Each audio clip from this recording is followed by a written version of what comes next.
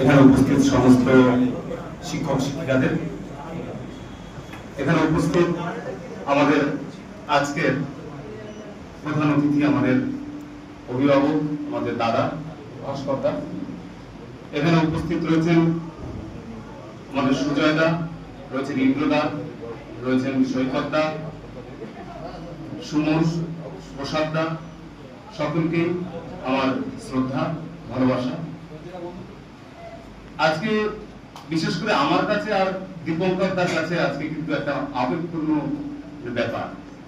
আসলে দীপঙ্কর দা এটার কথা বলে ভালো লাগছে না, খালি করে এটার কথা বলি।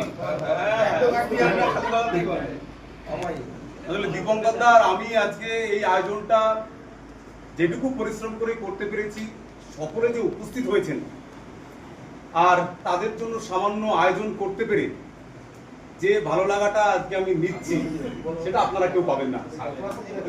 এটা আমার আর দীপঙ্কর দা। দীপঙ্কর দা একটু সামনে আসুন। দীপঙ্কর দা আসুন আসুন আসুন আসুন। তারপরে সবচেয়ে বড় যেটা সারপ্রাইজ আমাদের কাছে, ভাস্করটা যে আমাদের মধ্যে আসবেন, আমরা শুনছি কখনো আসবেন কখনো আসবেন না, কাজের ব্যস্ততা আছে। জানি ভাস্করদার বিভিন্ন রকমের বিভিন্ন জায়গায় তার দায়িত্ব থাকে, তার কথাবার্তা থাকে, আলোচনা থাকে, আসবেন। অনিশ্চয়তার মধ্যেও আজকে যেভাবে সারপ্রাইজ হয়েছি, এটা সত্যি দীপঙ্করদার আমার ক্ষেত্রে এটা একটা বড় পাওনা, কি দাদা? তো সেক্ষেত্রে আমি দীপঙ্কর দা হচ্ছে কল্যাণী 2 সার্কেলের একজন টিচার। আমাদের সেই 18 সালের সেই মর্মান্তিক ঘটনার সাক্ষী। সবচেয়ে বেশি যে মাস্টারমশাই ক্ষতিগ্রস্ত হয়েছেন সেই দিনকে সেই আক্রমণে আমাদের দাদা।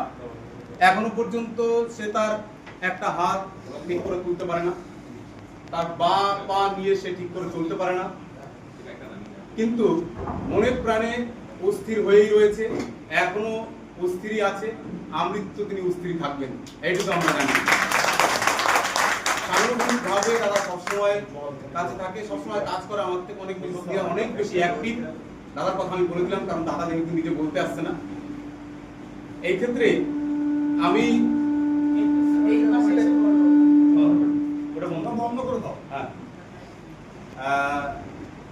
দাদা তুমি কিছু বলবে?